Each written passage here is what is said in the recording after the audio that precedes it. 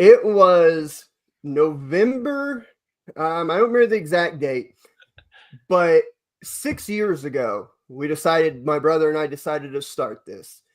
Back on episode 1, we recorded episode 1 in my mom's vehicle because I was still living at home at the time. Whole situation happened. I was at the house for a brief period of time. We decided we wanted to start recording a podcast. We did it on a phone in my mom's car, had no idea what the hell we were doing. And now we are here today with you all. Episode 200. Welcome in to another edition of the Everything College Basketball Podcast, episode 200. It is a big milestone for us when you think about all the hours, all the years, and all the time that we have spent bringing you the best in college basketball analysis, humor, entertainment, seriousness, covering the sport from top to bottom. It is a big deal, and we are happy to have you guys here with us live on the Twitter, on the YouTube, and on my personal Facebook, which I found out last Sunday seems to be working pretty well. I'm, of course, your host, Josh Burton. Joining me again are a pair of my teammates I love to death at this point, Michael DeRosa, Coach Scott Parrott. Gentlemen, this is episode 200. I gave a brief backstory. Longtime fans of this brand know the origin stories of all this. But I'm happy to have you guys with me on episode 200. And it still just blows my mind. Like, if you think about just the podcast and as shows alone that we've done, we do about an hour and a half each show for 200 of them. That is a lot of minutes that we've been spent in front of a microphone. Well, it's a testament to you guys and your love of college basketball. You know, it's one of the things that attracted me to this, to want to do this with you guys. And, you know, look, as coaches, we have milestones, right?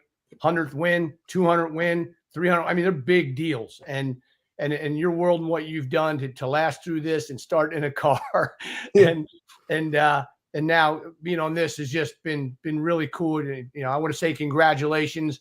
And I got a little surprise for you here too that you might want to see him. You might like here if Michael can cue it. Just leaving a little bit of anticipation open.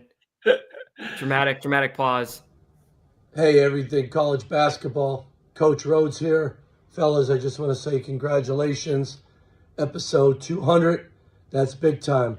Appreciate everything you guys do for college basketball, for all these young people, and keeping the game a lot of fun. Just want to say congratulations. If I had a Yingling with you, we would tip a Yingling together. But I wish you guys all the best. Congratulations. We'll see you soon. Take care. Man, that is really special. That is really cool. I'm going to have to get a hold of Coach Rhodes and personally thank him. That's really cool because not everybody would do that. And I'm very, very grateful. So I'll make sure, Coach, and I know you obviously had a hand in setting that up. So thank you. And I'll make sure to reach out to Coach Rhodes myself and thank you. Because I know what these milestones mean. And, you know, like Mike obviously now is a friend of the show. And I told him he's got new fans of Penn State. And so, and by the way, he's just a terrific guy. So, you know, I'm glad he got a chance for you to see that. That was really cool. Blown away by that. So I appreciate that. And I'll take him up on the Yingling.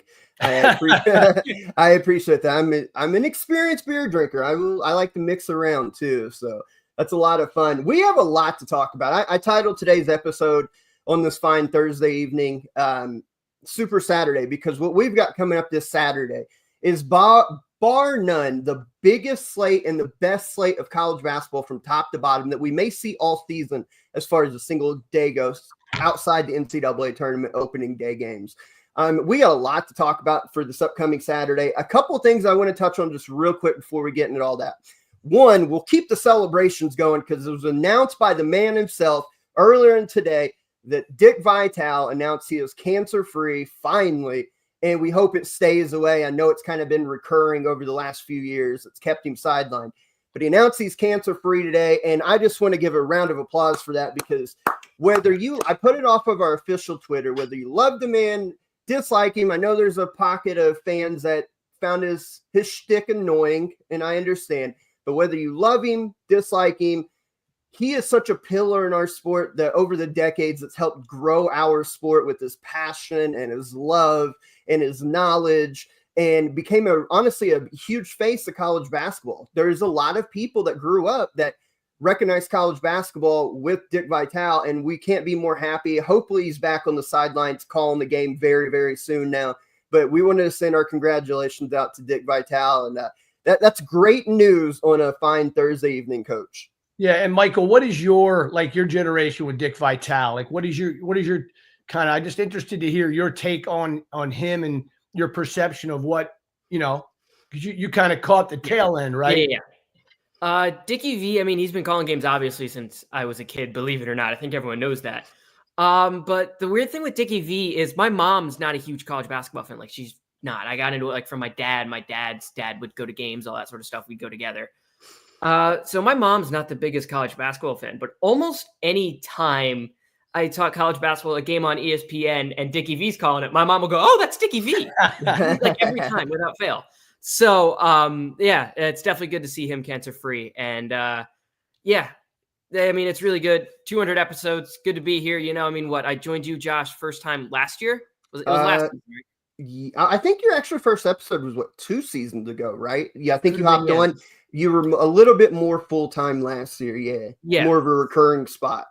So it's good to be here, and you actually said Coach Parra got the video. That's wrong. I personally reached out to Mike Rhodes. It was all me that did that. Oh, did you? Oh, no, I didn't. I was aiming to say, man. Okay. Well, whoever did it, Coach Parra, thank you, because that was incredibly special and very kind to him. His team's rolling right now, and to take the 30 seconds out of his day to do that means a lot. So they got a chance here to go on a roll too. They got 3 on the schedule they should win. I think their first 2 Big Tens in January are at home. They got a chance to really make some noise here, even nationally, in terms of, a top 25 type situation here, hopefully in early January. So obviously, I'm pulling for him. Well, see, last week doing the top 25 to ECB, there were voters who had Penn State on the ballot. They obviously didn't make the top 25, but they did receive votes.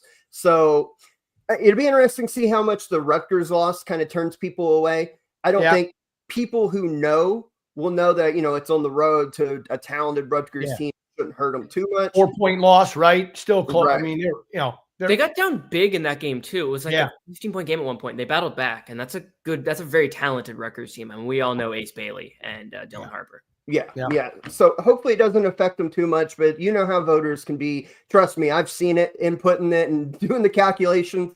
There has been some wild ballots so far this year, but it's the fun of it though. Let's talk a little bit about the game I was at. Yeah, let's go. You were at let me set it up. We told DeRosa and I talked about it Sunday. The reason your absence, you were at Texas and Connecticut, and you were able to see Caravan ended up playing. You got to go see the Huskies come down off to the victory earlier in the week against Baylor. That came down to play the Longhorns. A lot of talent on the floor. Connecticut ends up getting a big time road win. Looks like they're starting to head back in the right direction after an embarrassing Maui. So what did you see there in person, Coach? First, let me just start with this. Have you guys, I don't think you've ever been to the Moody Center, have you, at UT? I have not yet. No, not only, I mean, I had the good fortune of coaching in it twice, right? And then this is the first time there as a fan, obviously. What an unbelievably impressive facility. I'm just going to tell you guys, it is elite. And they did one heck of a job with that building. It's just beautiful. As far as the game, UConn just jumped. I mean, UConn totally dictated the game from start to finish. Every time Texas made a run, I mean, cutting it to 13 or 14, they were down big. UConn was in total control, and Caravan's the difference. Yeah. I mean, it also makes it, to me, the win over Auburn. I know the kid for Auburn didn't play either, neither did Caravan. But the win over Auburn without Caravan is that much more impressive because how much Caravan means to that team. I mean, he had 21 points, 11 rebounds, 4 assists, 2 steals, and 2 blocks. And I'm telling you, every time Texas made a run, that ball was in his hands, and he was doing something to make a play, whether it was his assist, his bucket, or his hockey assist that got them a bucket to stop the roll. And I was very impressed with UConn, both ends of the floor. I thought they played a very good game. And the kid Trey Johnson for Texas, wow. So Michael, I know you weren't on Sunday. Michael and I previewed that a little bit, and we talked about if Texas were to win. And I think the key for Texas this year, to be completely honest, is if they're to make a run in the deep SEC and get the NCAA and all that, Trey Johnson is that type of dude that they're going to have to really lean on because they don't. Yeah. We've talked about Kaluma. He's more of a defender. He's more of kind of a mid-range, mid-post kind of get to the rim, physical guard. He's not much of a shooter, scorer, and all that. And they've got a lot of pieces like that. Trey Johnson is the kid that you put the ball in his hands, he's going to go make something happen. So I'm glad you talked about him because he was such highly talented coming in, and to be able to see him in person, like, does he look like a kid that's gone after 1 year? See ya. Yeah, that's what it looked like. Yeah, that is a talented young man. Yeah. And what did you think about, too, a couple other kids, Liam McNeely in person? Look, I liked him before I saw him in person, just impressed with him, just impressed how his basketball instincts, his, the little plays that he makes, the things that he sees, his effort, he's just going to be terrific. I mean, I was really impressed. I thought UConn was locked in from the start, and I thought they were, I thought that was the best I've seen them defensively too. By the way, which has been their problem is what. And Texas shot the lights out the second half, but look, they were down 15, 18, 14. Johnson hit one. I think it was like a 14 or 15 point game. It was a loose ball scramble at midcourt. UConn almost had a breakaway dunk. Instead, he picked the ball, took a dribble, and shot a 27 footer and drained it. I mean. So he was like letting them hang on by a thread. And then the next time down, he hit a step back three. I mean, he is really, really good. But UConn, it was that 11 point, it was not an 11-point game. It was 15 plus the whole way. Well, we're going to talk more about UConn. They're part of the Super Saturday coming up, and they got a big one up in Madison Square Garden we're going to talk about. I want to get to something real quick. Trevor, you know how it is. Normally on Thursdays, he's busy, can't be on the show, but there's a comment here. He says, don't let Josh brush past Arkansas winning, make him say something nice about the Hogs and Cow. So here you go. Because I am a fair man, DeRosa. You've known me for a year or two now. I will criticize, but I will also be a man and give credit. Here's the thing about Arkansas in that game. I was watching it the other night, part of the Jimmy V Classic, which I love that event. I love that so much. I love the speech that they play over and over. We talk about it every year. And Arkansas found themselves down like they have all year, basically, in these big games where they've came out flat. They weren't hitting shots. They couldn't defend like they normally do. And Michigan got out to what's a 15-point lead, 15, 16-point lead or whatever it was. And it looked like Michigan was going to just blow by them. And in all fairness, Adu Theoro, he had his flu game. Like, he was not feeling well. He did play a whole lot. And we've talked about Arkansas's best player by far this year.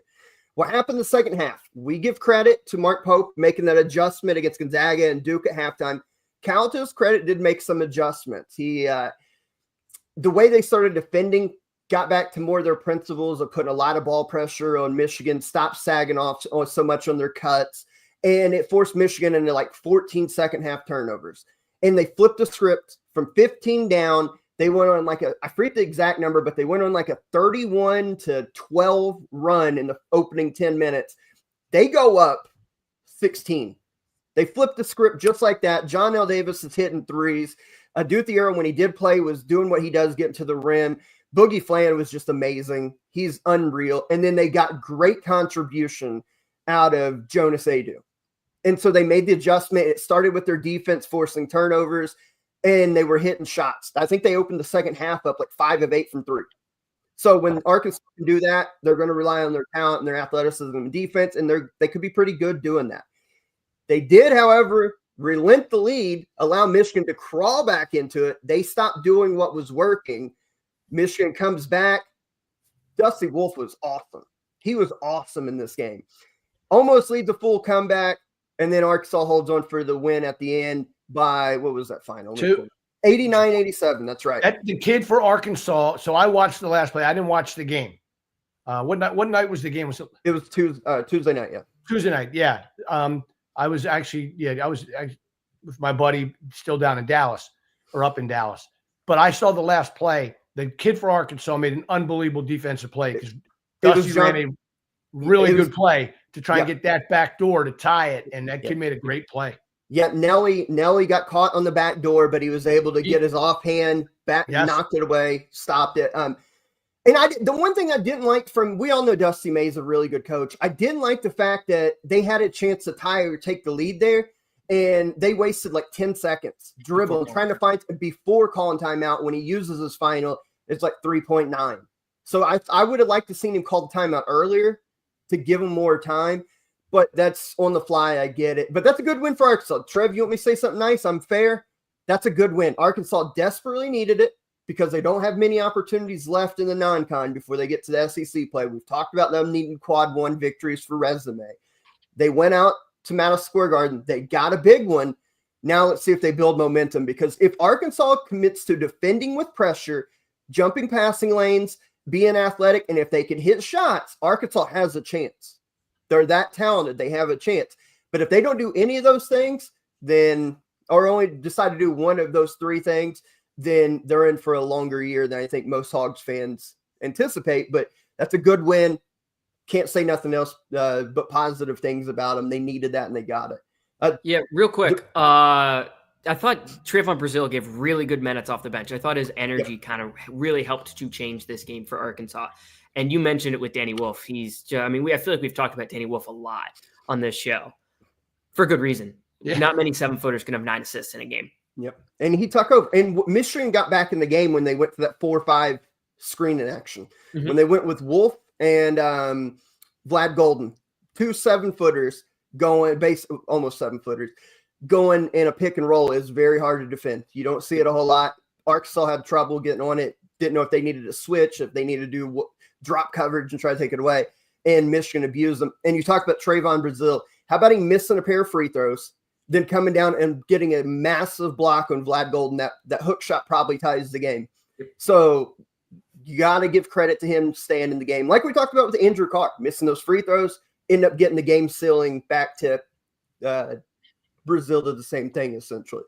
So there wasn't really nothing else this week, if we're just being honest. Let's talk about one of the most bizarre games, and that was your boys last night. Oh, yeah, let's go ahead. Yeah. I'm watching this game. First of all, I know Matt Langle real well at Colgate, right? And they're having a down year, and they've been phenomenal for, 5 years now? They've also played a tough schedule, too. I know, but they're just not what they've been. But, and they're down 17-0. And Kentucky had the ball. I think they shot a 3. I told my wife, I don't know if I've ever seen a team go up 20-0. And then I don't know if I went into 8 or made dinner, went away for. I come back, and it was like a 1-point game that I had. Now I'm like riveted. I got to watch this, And then obviously Kentucky hit 3 or 4 and 3s in a row in the second half, blew away. Took it up to 15 again and won. But that was wild. Well, you got to give a lot of credit to Colgate. Yes. It would have been easy to fold their flag. The Rupp Arena was kind of getting going, and they didn't. They got red hot in the first half. Kentucky wasn't closing airspace down. They started making threes. Carlissimo was hitting them. They had dudes shooting their lights out, and they got back in the game. They even tucked the lead early in the second half. And then Kentucky settled down, made those 4 threes in a row. It was a frustrating game as a fan. Like, you don't want to look that bad, but coming off of an emotional Gonzaga win, you got Louisville on Saturday. It was a prime letdown spot.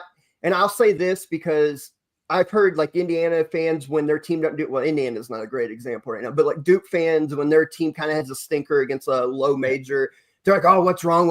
I'm like, guys, this happens at least once a year to every big team. Like, you're going to play somebody closer. Look what they have coming ahead. Look what they have coming on Saturday. So kids are kids. I mean, it's hard. Like, no matter how much as a coach, how anal you are about it, how focused you are, how much you tell them, they're still 18-21, 22, whatever, some 23 these days. But I'm just saying, to be up every night and play, it's just a real challenge. And they know what's ahead Saturday. They know, and then being in that state, even more magnified. So, I just found the game interesting. Kentucky, obviously made the plays when they had to. How about the young man in the press conference? Did you see that afterwards? I did. And I can't remember. Let me look up his name. Matt was laughing. The kid was like, wow, this was great. We played Kentucky. It is, Yeah. DeRosa, did you get to see it by any chance, what we're talking about? No, I didn't. No. So Parker Jones he played well too. 17 points. He led Colgate, hit 4 threes, and he was in the post game with Matt Langle, right? Because Kentucky does this really well with like the smaller teams.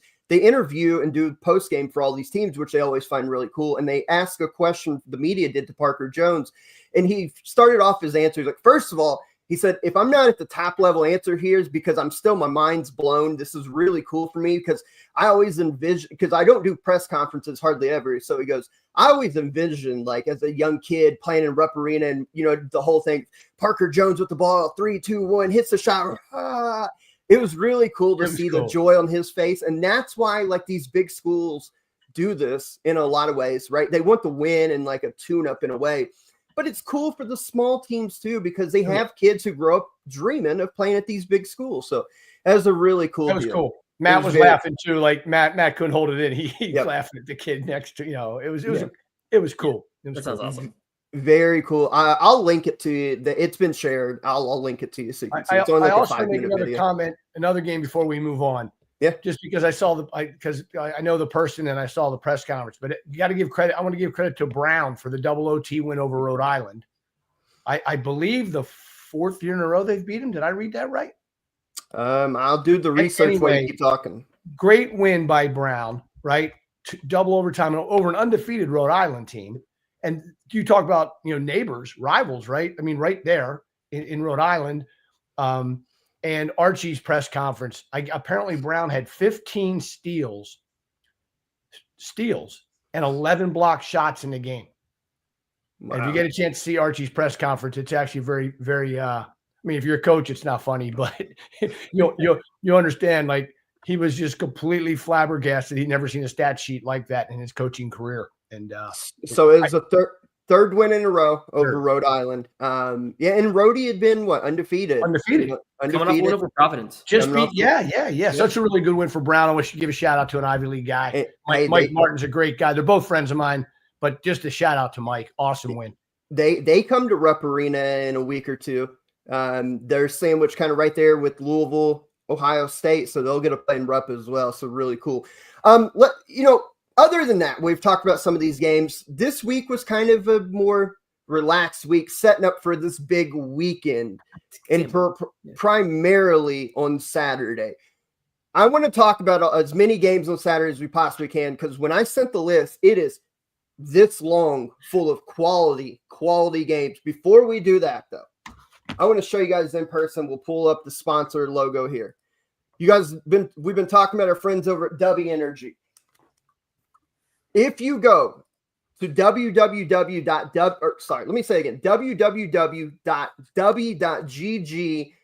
place an order, use the promo code you see on screen, ECB10, you'll get 10% off your order. For those who don't know, W is a clean energy drink that is made to give you focus with no crash, jitters, or angst like other energy drinks. They also have no maltodextrin fillers and don't use artificial dyes.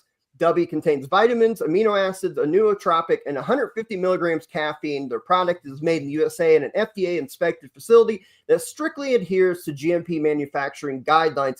The reason I say this as well, let me pull this down. I got my shipment in the other day. Samplers, figure I'd give it a try, new sponsors. Just do the samplers, see what I like. Got to see my nice little shaker here.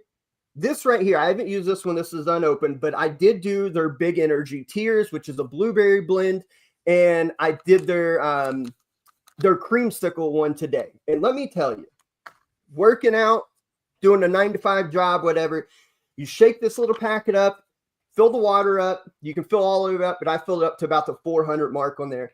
Shake it real good, get it mixed in. It is smooth. It is easy to drink. It takes a little while, especially if you drink some caffeine. It'll take a while to feel the effects like I do. But when I kind of felt it, man, I felt good. I felt lively. Didn't feel like they say no crash. None of that kind of come down after an hour where you feel tired. Didn't have the shakes. This stuff is worth it. It is really good. I can't wait to try this one, the push and punch. We're trying that tomorrow. Go to www.w.gg.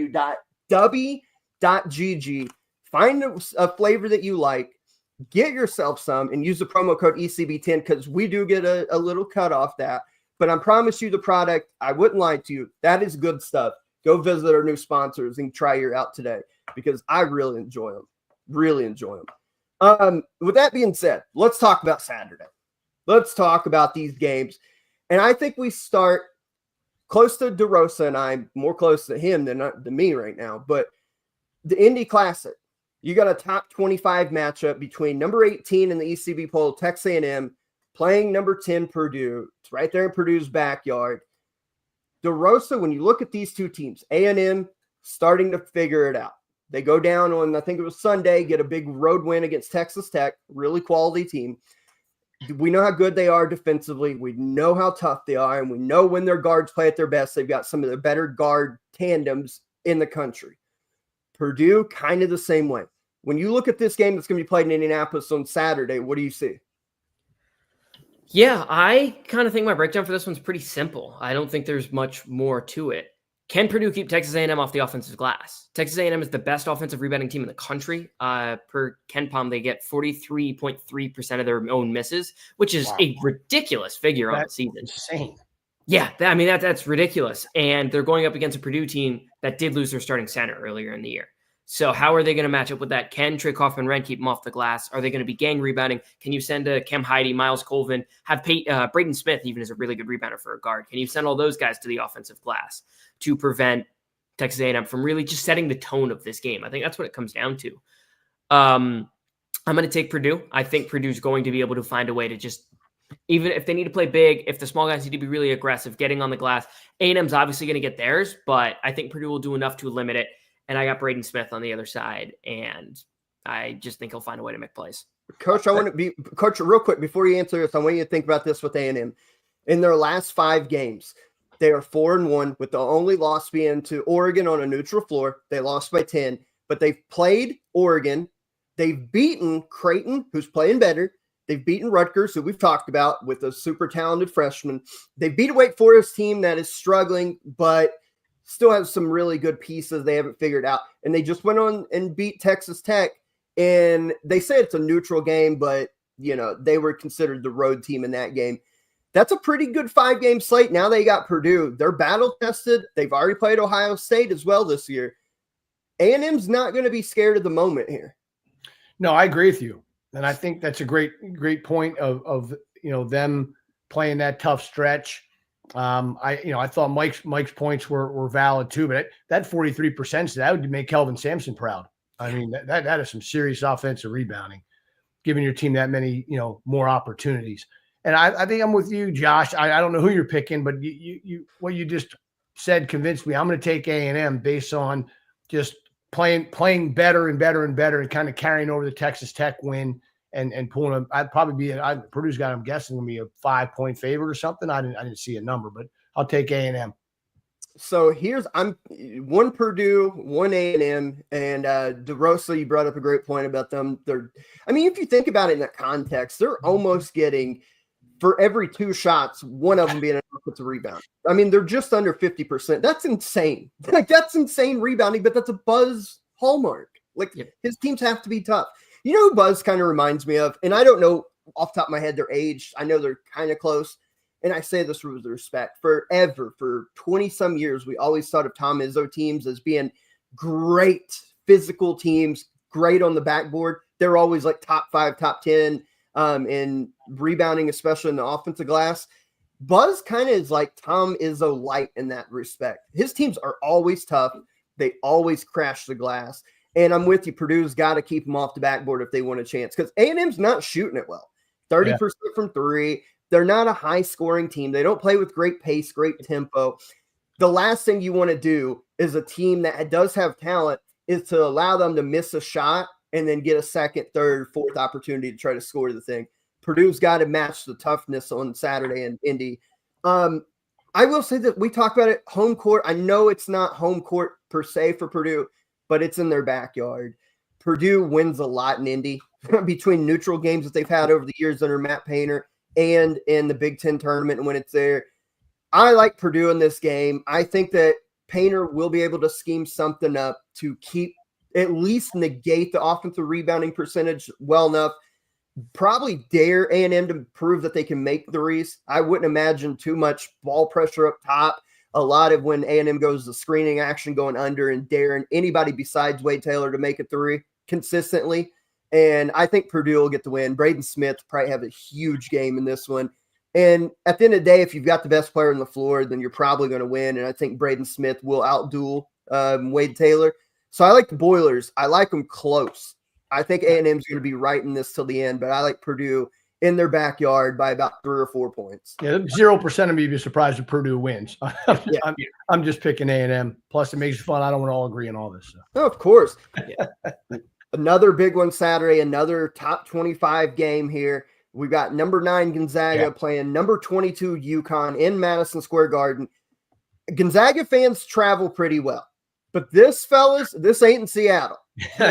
This ain't in the state of Washington. If there's one thing about UConn fans, they will take over Madison Square Garden. They will take over the New York surrounding metro area, and they will come in droves. They will be there. That's going to be a pro UConn crowd. UConn is starting to play better, as we talked about just a little bit ago. Wins over Baylor at home, going on the road and beating Texas. They're starting to figure it out a little bit. Gonzaga, probably, I would imagine, a little disappointed. They blew the lead against Kentucky, couldn't get a massive quad 1A victory against the Wildcats. DeRosa on this one, Gonzaga wants to play with pace. We know this. They want to get up and down. They want to play with pace. UConn probably try to grind it out a little bit more, but opportune run, I would imagine. I think it comes down, Gonzaga's not shot the 3-ball well at all, but they run that middle pick and roll with EK and Nembhard to perfection. What's your keys to this game if Gonzaga was to go in hostile territory and win a ball game like this?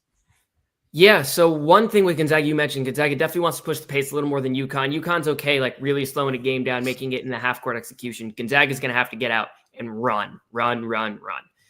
And one thing Gonzaga does really well that I think could kind of mess with UConn and make this kind of a high-scoring game, make this Gonzaga's game, is that Ryan Nembhard's going to be able to control the game. Like, that's just kind of what he is. And I think this is a matchup where he can do that. He's going against Hassan Diarra, who's a good defender. Like, he'll do enough to, like, get Nembhard off his game, but not enough to, like, completely shut down a guy like Ryan Nembhard, which is substantially easier said than done. I think Nembhard's going to find a way to control this game.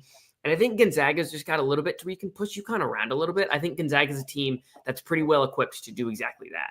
They're able to move guys off spots. They're able to make it a little tough. And guys like Khalif Battle, guys like who had that one crazy dunk against Kentucky. That Nuts. Yeah. Ridiculous. Nembhard will be able to get out in transition. They'll just find ways. So I'm not too sold on this game, but I also think one thing that really goes in the favor of Gonzaga is they don't turn the ball over. They're second best team in the country at limiting turnovers.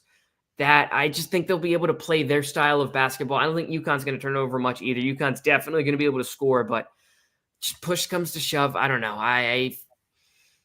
You mentioned the home court environment, though, is the thing. So I'm not too sold on this game. I got to think about it a little bit. Let me ask you this. If we go matchup for matchup like we did last week with Kentucky Gonzaga, I think a key player in this game, we know Nembhard, 10-to-1 assist turnover ratio this year. Graham EK going nuts in the post. I think he'll be able to get his numbers. A guy that's been kind of quiet is Nolan Hickman. Like, Caleb Battle's been really good since coming in for the Zags. Nolan Hickman's kind of that lost man right now playing at that 2-guard spot. If Aiden Mahaney guards him, this is the game where Hickman gets right, where he could – Aiden Mahaney's starting to figure it out. He had that really good game against Baylor. We talked about it. But he doesn't defend well, and Nolan Hickman's a tricky guy to stay in front of. If they put Aiden Mahaney on Nolan Hickman, I hate to say it, I think it's barbecue chicken time, as Shaq would like to say. I think Hickman could go for a big 20-plus in this game, and that's the difference. Well, here's something I want to say. I'm glad you brought that up, Josh, because I didn't talk about it. I watched the game closely, right, as a fan, but as a coach. In my opinion, Mahaney's he's lost confidence. Yeah. I mean, he was even Danny was bringing him in and out. He didn't play a ton. And when he had the ball in his hands, it was almost like it was so like not even secondary, like third. He wasn't even looking to score. It was dribble, pick it up and find somebody. I just found it interesting. I was talking to my buddy that I was at the game with. I was like, this kid is a really good player who has not found his way yet. I know he hit the big shots and Danny tried to get him going against Baylor. So I'll be anxious to see how much he guards Hickman and how much he plays again. Like in the game, if he stays in like the teens minute wise or gets up in the 20s, we'll be a part of this. And I'm gonna stay with UConn here. I just think I love when everybody tries to, when a team loses a couple games in a row, everybody wants to bury them. And, Danny's lost his mind all of a sudden. And he won back-to-back national titles. He doesn't know what he's doing. And I find all that he doesn't, right? I mean, he doesn't. Not a clue. He's lost it. I find all that very funny and amusing. And so when he beat Baylor, okay, now he went to Texas and beat Texas. So I'm going to take him to beat Gonzaga, and everybody's saying, okay, everybody calm down here. UConn still UConn. And look, they may not be as good as the last two teams that won it, but they're still pretty damn good. Of course, yeah. I mean, I think this will be close. I think me too. It's my favorite game of the day. I can't wait. Yeah, it'll be my second favorite. We'll get to my favorite later. But I know that. I think if UConn keeps it close, whether they're up a couple points, down a couple points within that 4-minute stretch, the Final Four, the UConn crowd will lift them. I agree. Here's the thing. I do worry defensively where they've been having issues. Gonzaga is a brutal team to have defensive issues against because Few is amazing at getting mismatches and getting the shots that he wants for his team at the right time. We talked about Caleb Battle's been playing really well. Nimhard, EK, even Dusty Stromer. Spot up. He's good for 2 or 3 3-point shots a game. And I do think with all my heart, this is the Nolan Hickman game to get him going again. I think he has a big game. I like Gonzaga going into MSG, getting a big-time win in front of a pro-UConn crowd. And I like it being kind of comfortable final spread. It'll be tight throughout, free throws and all that come into factor. Give me the Zags by 7 at the end of the game. Michael? Yeah, I think I'm going to side with Josh here. That crowd is definitely going to be very pro-UConn. I went to the Big East tournament last year. It was incredible. UConn fans packed that place out. It was UConn, UConn, UConn. But I'm going to lean with Gonzaga. I just think they have the matchups to win this one. Not particularly confidently, but I think also there could be a bit of, we've seen UConn look good in these two games. I think it could be like UConn's getting a little high. We're low on Gonzaga entering this game after the Kentucky loss. I think this could be a punchback spot. Not very confidently, but I'm going to lean Gonzaga. Give Gonzaga by like 2 or 3. The new number 1 team in the country in the AP poll and the ECB Top 25 goes on the road to play an unranked Illinois who's bounced in and out of our poll, who are 15th in KenPom and are starting to find a groove. They played Alabama close. They've got some good wins on the year. They beat Arkansas. They did lose to the Northwestern after blowing the lead last week, but they bounced back earlier in this week, beat up Wisconsin.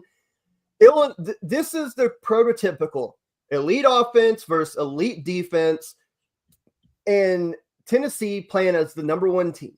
I know they've done it in years past under Bruce Pearl. They've done it with Rick Barnes. This is a tough ask to go into Champaign, Illinois. The Orange Crush is going to be there, loud and rowdy. That's a tough environment. In Illinois, they have proven to us time and time again, if they can get off to a hot start, that offense is liable to put 100 on your head and hit 14 or 15 threes. I love the foreign players from Illinois. I love Kasparas Yakashonis. I love Thomas Slavovicic, and I love the freshman Will Riley, as well as even Kylan Boswell coming in from Arizona has been really good on both ends, facilitating as their point guard and being a defender as a two-way guy for him. I love this Illinois team and their potential to even maybe win the Big Ten if they can put all the pieces together. Tennessee, seen them in person. They beat up on Louisville on the road. They are playing well offensively. They're actually ranked in KenPom 10th in offense. They're shooting the 3-ball well, 37%. They're number 1 in 2-point percentage, 63% from inside the arc. And, of course, the defense is top 20. A little lower than normal, but their defense is number 2 is what I meant to say. I was looking at Illinois' defense. Tennessee's defense is number 2, so no surprise. Zakai Zealer, Chaz Lanier is starting to turn it on to be the player that I thought he would be. I like this Tennessee team, but here's the thing. They go on the road to a tough environment, and I still think I'm waiting on the game where Tennessee of old comes out and they don't shoot it particularly well. Their schedule's not been the most challenging in hindsight. Like Louisville, still figuring it out. They got them very early. Great win on the road, not taken away from them. They beat Virginia. Virginia is what they are. They beat up Baylor. We still don't know if Baylor's going to be good or not. And then Syracuse, Miami. Miami's awful. Syracuse not been great. So has Tennessee been challenged yet? Are they that good? We're going to find out Saturday. I like Illinois on the upset. Number 1 goes down for another week in a row. And I like Illinois, especially at home. Find a groove offensively. Make Tennessee play from behind If you're talking about a football term, make them play behind the sticks there, behind the yards, however you want to say that. I like Illinois, Coach. I think that at home, big-time environment, big-time game, they're going to bury threes, make Tennessee play a little panic, sped up, and I don't think Tennessee can do that just yet. Give me Illinois in this game. Going against your SEC. Wow. This is a shocking pick to me, Josh. But I can see why. I think Illinois is a dangerous team at home. I not that they can't be on the road, but I think they're a little, like you said, a little extra dangerous at home. And look, Tennessee has been terrific. You go back to the schedule, you're right. Some of the teams they play that are normally pretty good aren't as good as they normally are.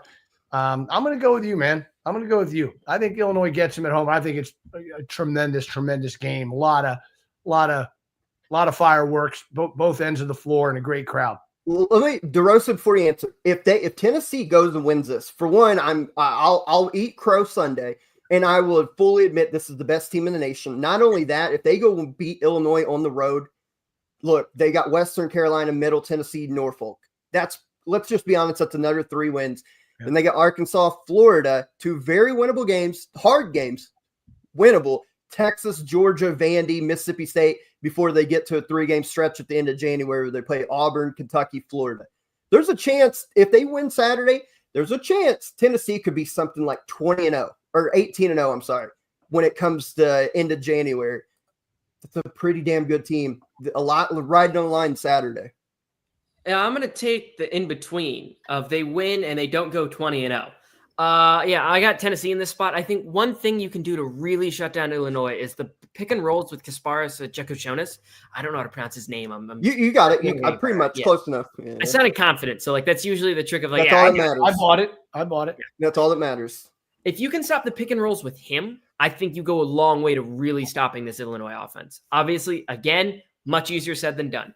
But I think if there's one team that kind of has the length and just kind of like the know how to do it, I think it's Tennessee at this point. Tennessee's defense has been really excellent this year.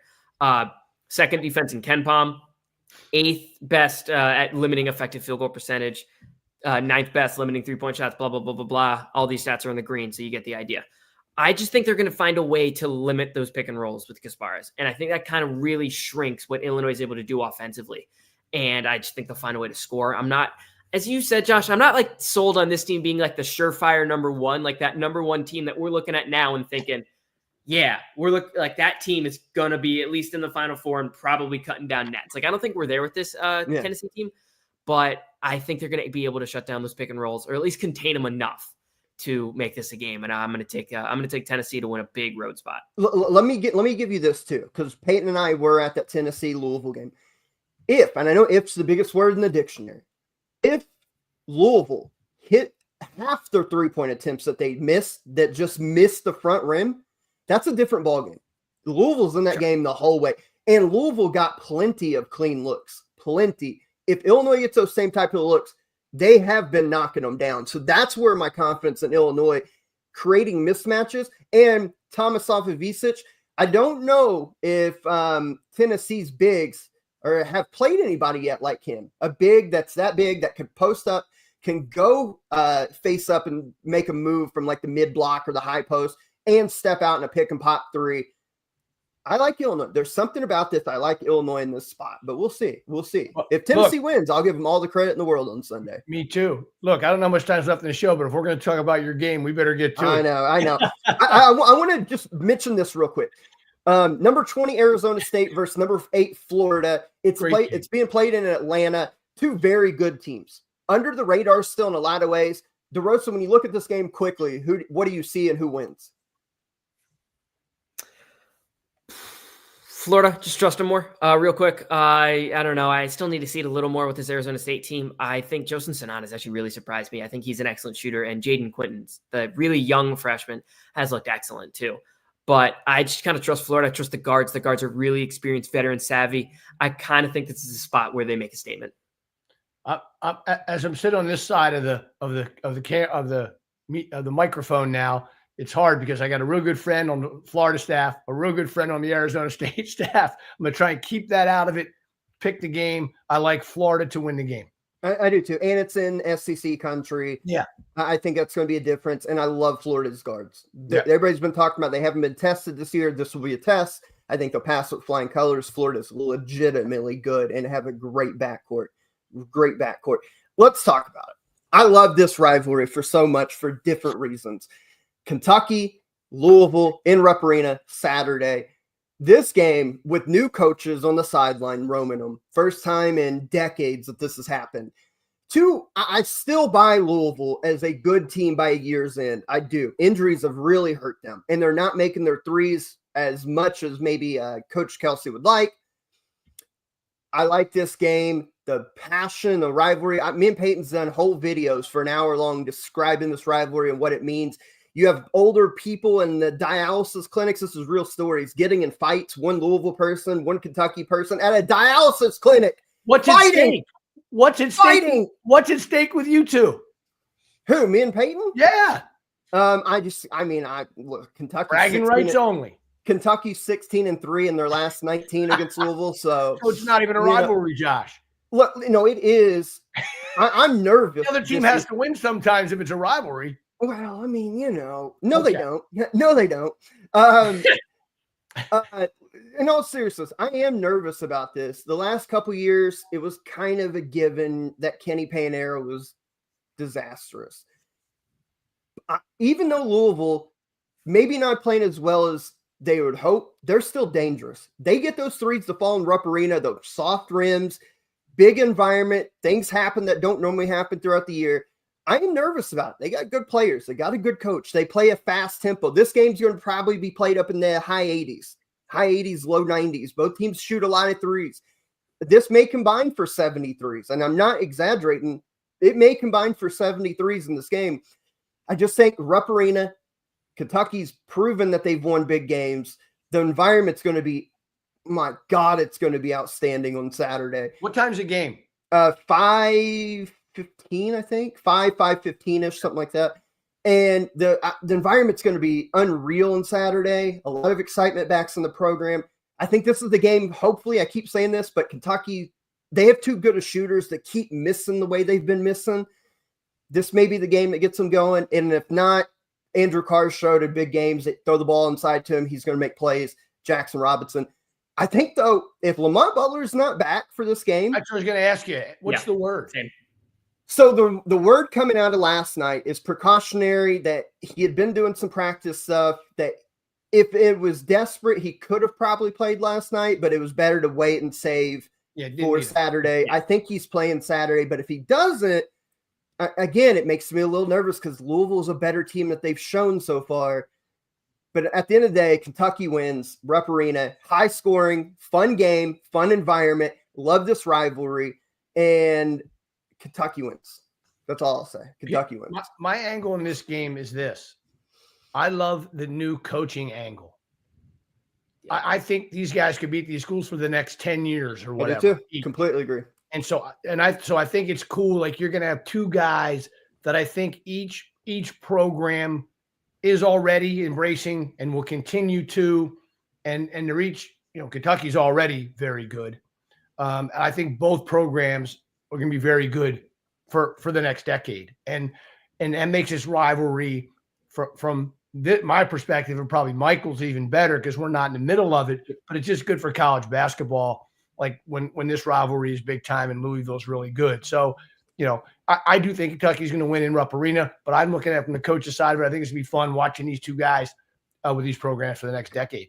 Coach, real quick on this rivalry, because there's been this argument, and Peyton and I always like to, we get hell for it because the North Carolina Duke people are like, oh, no, whatever. But we live this rivalry. We see it, and we know how important, like literally, the fighting between elderly people at a dialysis clinic says how much this means to both fan bases within the state of Kentucky and in nationwide throughout the fans on those teams. There's a lot of hate. I think other great rivalries, it's a respect. Like, you dislike Duke if you're North Carolina. You don't necessarily hate them, right? North Carolina, the older school people that you would know, they hate North Carolina State. I don't know if they hate Duke. There's a respect there for that rivalry. Excuse me. Louisville, Kentucky people hate. They play one time a year, with the exception of they do meet up in the tournament, which makes it even more special. They sell out these buildings way in advance. This rivalry is special. It is special. I know Louisville's not won a whole lot here lately, but it's special. I'm kind of curious from your advantage being in the coaching profession when you see it. When you heard about Louisville, Kentucky, what did you hear about it? What did you see? All that. Well, first, I'll let you talk about. So think about the other game that's being played. This was Xavier and Cincinnati. You want to talk about hate, right? Yeah. Another good rivalry of hate. But so growing up for me, I had a very, very good friend that moved to Hershey, Pennsylvania from Louisville. And so I learned of this rivalry back, in the 70s. So it's not like I didn't have, I had some sort of like, because he was so locked into it. He loved UK. I mean, Kentucky was his team. It's where his family moved from Kentucky, so that and I think actually part of his family even liked Louisville. So I was aware of how big it was, the hate that's there. And like I said, was kind of talking to Michael about it too. Like this rivalry being big, two good teams makes it even better, Yeah. So I think it's just really cool that it happens, and hopefully like nothing crazy happens. No fights in dialysis centers. We got to keep that from. We don't need people going down, but it's fun. It makes it just even better. Remind me after the show. There's a great documentary that came out like 10 years ago about the rivalry that I'll send to you guys. I think it's still on YouTube. I'll send it to you guys. What's your favorite rivalry, Michael? Favorite? Yeah. Just growing up, I hate Syracuse with a burning passion, so it's probably Georgetown, Syracuse. And they play this weekend, right? Yep. Yeah. Yeah. Oh, isn't that cool? Yeah. A lot of rivalry games, etc. We'll talk about it real quick in the final 8 minutes here. But DeRosa, your quick pick for Louisville, Kentucky. Yeah, I just want to say off the top first, you're talking about how this is the greatest rivalry in the sport. North Carolina ended Coach K's career twice. Ended it at Duke, ended it in the Final Four. You haven't had a moment like that. You're not beating that for a long time. It's just that we're going to remember that forever, that North Carolina ended his career twice. Listen, I can go on and on about this. I'm not going to in the final couple minutes, but there's a history here to Duke, Carolina that was not there until the late 70s, early 80s. Sure. There's not. Kentucky Louisville dates back to the 1940s. The governor had to make them start playing again. I'm not going to get into it. Go. I was born in the 2000s, but I think it actually makes a real difference if you're not getting Lamont Butler. Chucky Hepburn has been excellent on the ball. Great. And I think he would provide real pressure if you don't even have a steady presence at ball handler. Even when Lamont Butler's going to, I don't think he's going to play 40 minutes, especially coming off an injury. We don't know if he's in game shape. I'm assuming he is. 20, 25 maybe. Yeah, maybe but 20, for the minutes he's not on the court, I think they're going to be able to really pressure the ball and kind of completely change this game. Ken Palm has this as a 11, 12-point game, 11 point. Give me the 11 in a rivalry game just blindly. I take the 11 100%. I'm going to take Kentucky to win this game by 5-6, and I'm going to call a shot because I know this is going to make Josh a little bit angry. Louisville wins next year. Listen, I'm not. Look, I'm with all of what Coach and both of you have said. I think that this rivalry is about to heat back up after kind of, Kenny Payne put a real damper on it there for a couple of years. But I like what Louisville's got, and I am nervous going into Saturday. Real quick, we talked about a couple of these, just quick predictions to get out of here. Xavier, Cincinnati, another great game filled with hate. We've seen brawls in this game. We've seen a lot of craziness. Both these teams have been inside our top 25. Both are on the outside looking in. Coach, when you look at this, who do you see and why? Who do you got winning and why? Well, I'm going to go with my guy, Sean Miller. I'm going to take Xavier. My guy, Quincy, played there last year. So just weird, bizarre reasons. But that's why I'm going to go with Xavier just because of Sean. DeRosa, Xavier, Cincinnati, and the rivalry. Same thing, Ken Palm. Is this like a 10, 11-point spread? Give me the 10 points. Give me the Bearcats. I think they finally get one. I believe this would be the first time they'd win in 5-6 years. Oh, wow. And if they don't win this year, poof, that's tough. Right. I've got Cincinnati as well. Defensively, they're really good. They just got to make shots. I think they will at home in a big game. Real quick, actually, I want to double check this, but I got a Cincinnati stat that I think will make Coach pull his hair out. Dylan Mitchell. He's been he was a 5-star recruit when he committed to Texas. He's transferred to Cincinnati for the year. He's a wing. Yep. Yeah. Last I checked, I'm checking it now. Okay, he's bumped his numbers up, thankfully. He's shooting on the season. He is shooting 4 of 19 from the free throw line. Wow. Before the other day, he was 1 of 15. What? from the free throw line. It's crazy. They do hack a shack. They fouled him every time.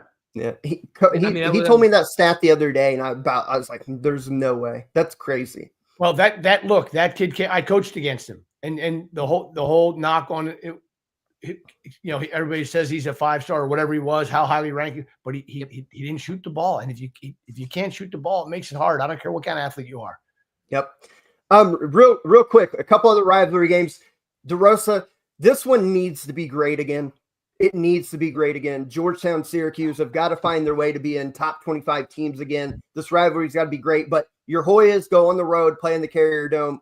Can the Hoyas get a win in this rivalry game on Saturday?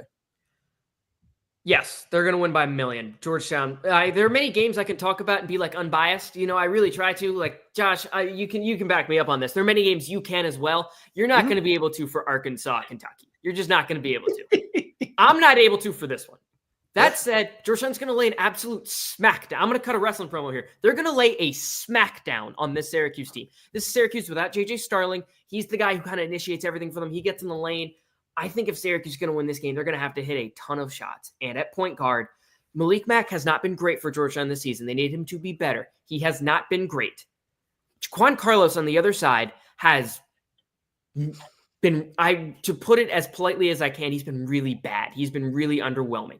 I think this is a game Georgetown gets Malik Mack going. I think Carlos is going to turn the ball over quite a bit. I think Georgetown's going to find a way. And Micah Peavy, this is a game where he needs to come out and make a statement. He's been bad in Georgetown's 2 games against high major opponents. This is a game where he's going to come out. He's going to get like 5-6 steals because he's like 4th in the country in steals. He's going to get all those steals. He's going to be in the passing lanes. Georgetown's going to get going in transition. This game is going to be a blowout. Georgetown is going to break them. You're going to see it at one point in this game. They're going to break them. You're going to see Coach, someone's eyes. Coach Hoya Paranoia is back on Saturday. So first of all, that was one of the great breakdowns of a game I've ever heard. Well done. I will take Syracuse until Georgetown shows me they can win a game out of the state of Maryland. I will not pick them.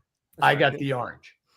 Man, Coach, this rivalry's got to get back to being a top-tier rivalry, though, again, with both teams being at the top of their level. They're a long way from it, unfortunately. Yeah. DeRosa convinced me. I'm going the Hoyas.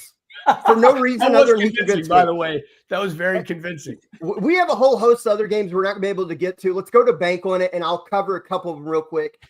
My bank on it for this weekend, at least 3 top 10 teams lose this weekend. We talked about all these matchups. Texas A&M, Purdue, Gonzaga, UConn, Tennessee's a top 10 team. Florida in that game against Arizona State, they're 8th. Kentucky's 4th. Auburn's playing against a really good Ohio State team at home. They're number 2. Marquette going on the road at Dayton. Underrated game. We saw Dayton has the potential to beat Big East opponents. They did in Maui.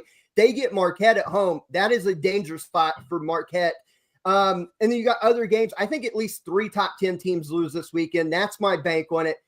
Lock it in. Coach, you have a bank on it for the weekend games.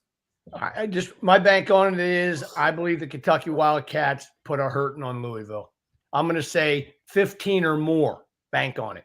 Love it. Love it. DeRosa? I mean, we have Trevor's right here. Louisville loses by 20 and NC State beats Kansas. Listen, NC State, Kansas was on my list if we had time to get to it. Kansas was reeling. They are reeling. This is a good time for NC State to go into the Fog Island and get a win. You know my bank on it. I'm picking with the heart. Georgetown by a million? Bank on it. I love it. I love it. Fellas. Hey, by the way, hold on. Don't let this whole Kansas is reeling stuff. This is Bill Self now. You guys in your NC State, you can have it. I'll take Kansas. Yeah. Hey, man, look, they've got deeper issues. We talked about, I think, last week. They've got issues shooting the ball right now. I know. Okay. They got issues. What a fun episode for episode 200. I can't believe 200 episodes, 6 years, 7 seasons at this point. And we only continue to grow from here. This has been fun. I appreciate everybody. I want to give quick shout outs to all my co-hosts, my teammates of the past and currently. To you guys, DeRosa, Coach Perry, I appreciate the hell out of you guys. It's been a great addition to having you guys on. I really do appreciate it. Trevor couldn't be here, but he'll be back Sunday. I appreciate Trevor and all he's done the last year for us. Phil, who's done a lot over the years for us. my brother for starting this with me. Former co-host friends of mine, Tyler Cook was initially on the show, one of my best friends, diehard Jayhawk fan, so he'll get a kick when he sees this about the North Carolina State thing.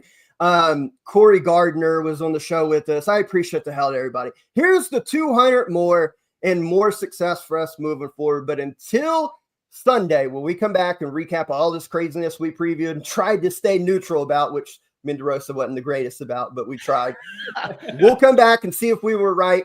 But sincerely from the bottom of my heart, thank you guys for 200 great episodes. We're on the countdown to 200 more. And until Sunday, we hope you guys enjoy this episode, and we will catch you guys down the road. On to Peace. 201, baby.